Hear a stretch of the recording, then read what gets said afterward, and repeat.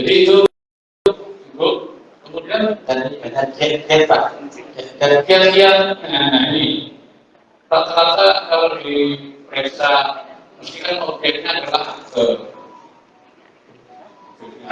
Jadi menurut saya mulai sekarang kalau akte BKT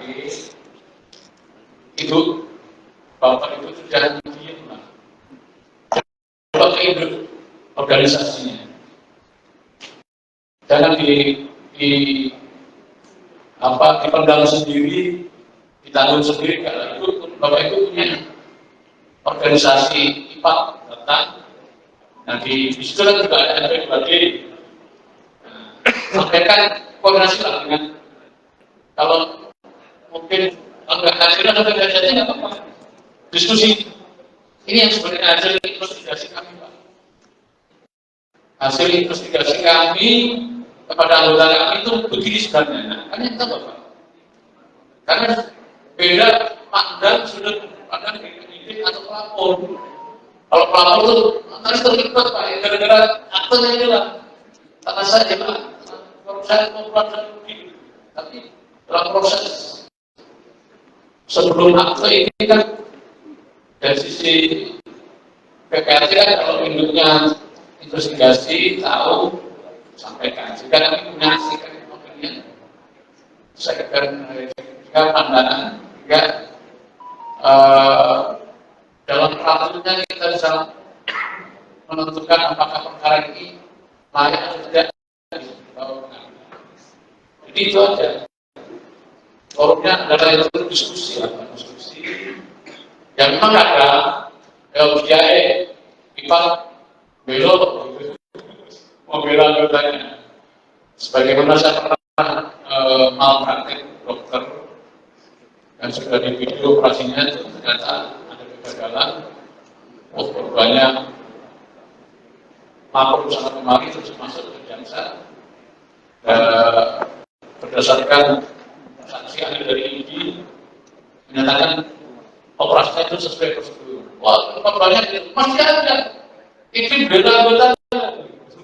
Kalau dulu nanti kami tolak, karena bisa tolak mau minta ikatan dokter Malaysia dari ahli kalau nggak IDI pasti. Contohnya kalau mau praktek di kedokteran.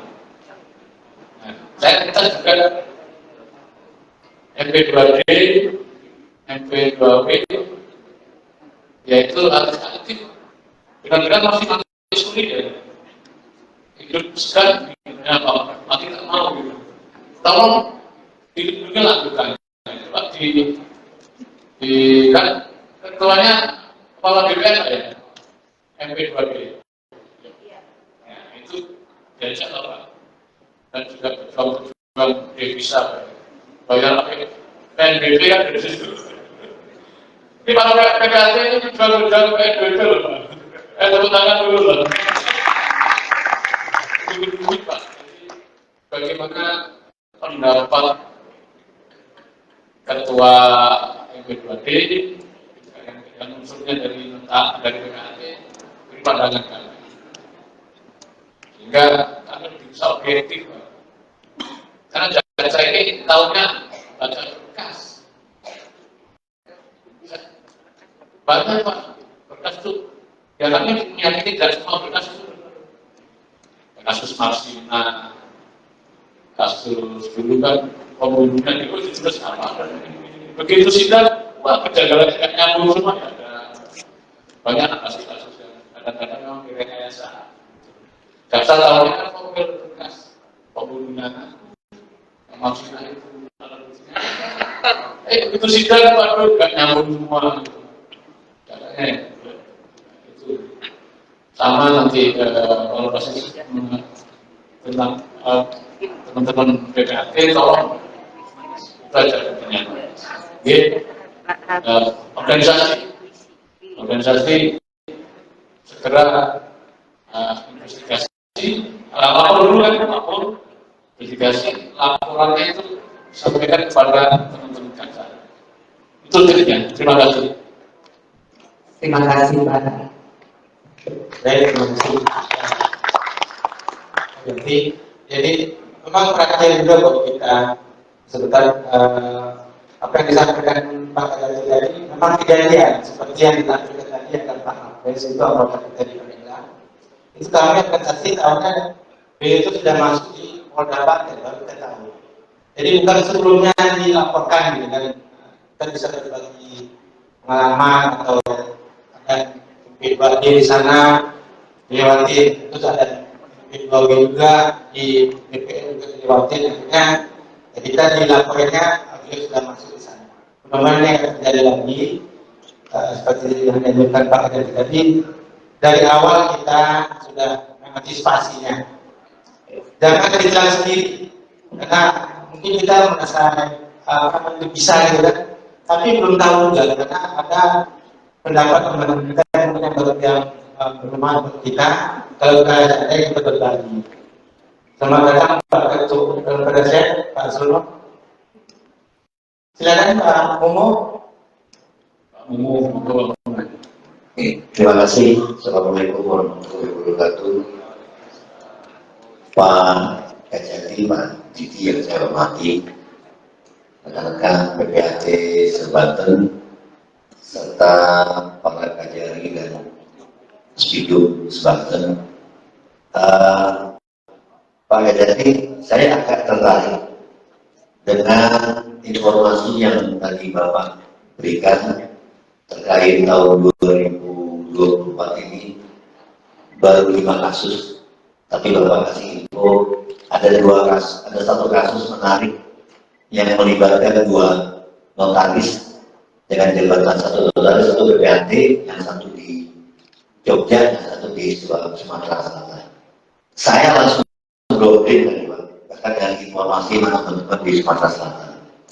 Terkait notarisnya di Sumatera Selatan, info yang saya dapat, beliau ditahan dikarenakan membuat akta pendirian yayasan tahun 2010. Jauh kemudian tahun 2015 baru terjadi penjualan aset yayasan di Jogja, yaitu asrama mahasiswa Sumatera Selatan. Yang menjadi satu pertanyaan saya adalah secara keilmuan yang kami dalami sejauh ini terkait dengan yayasan, bahwa di dalam anggaran dasar yayasan, anggaran dasar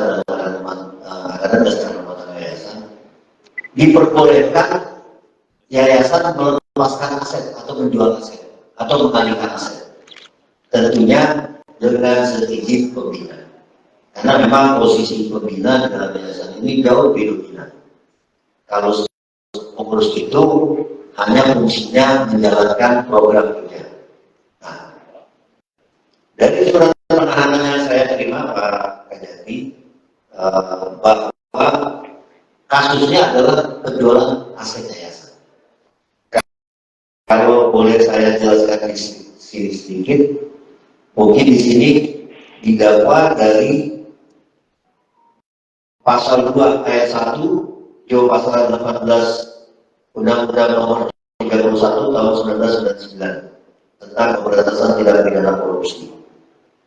Namun masalahnya adalah apakah dengan menjual aset yayasan dengan aktif jual beli ini merupakan satu tindak pidana korupsi? Ini yang menjadi kita mungkin masih harus lebih mendalami dan mendapatkan keterangan dari Pak Kajati. Terima kasih. Assalamualaikum warahmatullahi wabarakatuh.